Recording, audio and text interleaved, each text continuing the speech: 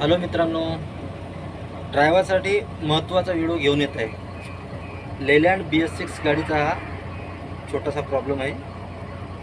बघा, असे हे दोन लाईट येतात, एक इंजन चक आणि बॅटरी।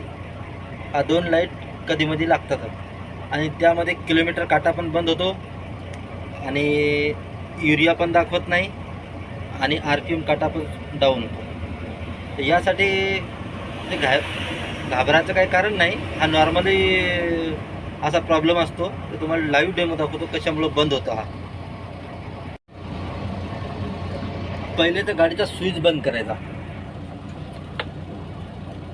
हे बघा, आपण इथं स्विच बंद केला, गेली लाईट बंद झाली। आता जायचं आपल्याला बॅटरीकडे। तर अंधार असल्यामुळे काही दिसत नाही, तरी पण तुम्हाला मी दाखवतोच।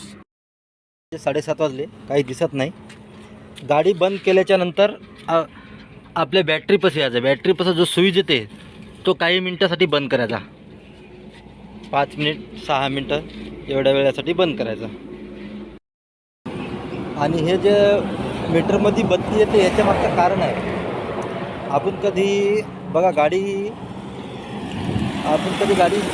बंद करतो लगेच चालू करू, त्यामुळं काय आहे, EDC मधून मीटर बॉक्समध्ये सप्लाय सोडून देते, त्यामुळं ते लाईट येतात।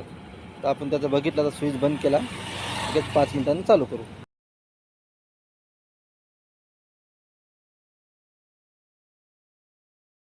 हे बघा, आता आपण स्विच चालू केला, लगेच 5 मिनिटात गाडी चढत आहे। लगेच लाईव्ह डेमो दाखवतो, बंद होईल। थोडं लवकर बॅटरीचा स्विच चालू केलेला आहे, होऊ शकतं झालं बी नसेल किंवा झालं बी असेल, नाही तर डबल बंद करावं लागेल।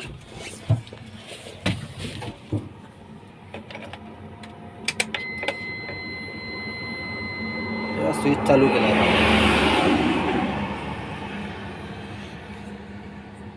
ते बघा, स्विच चालू केला आणि बॅटरी स्विच चालू केला आणि गाडीचा पण स्विच चालू केला, तर युरियाचा पण इंडिकेटर यायला लागलं, नॉक्सचं लाईट निघून गेलं आणि इंजन चेकचा पण लाईट चालू बंद होत आहे। आता आपण शेल्फ मारून बघू।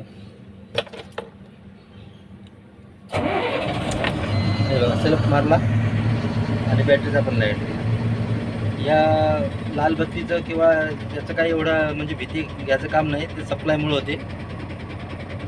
जर माहिती आवडली तर समोर शेअर करा।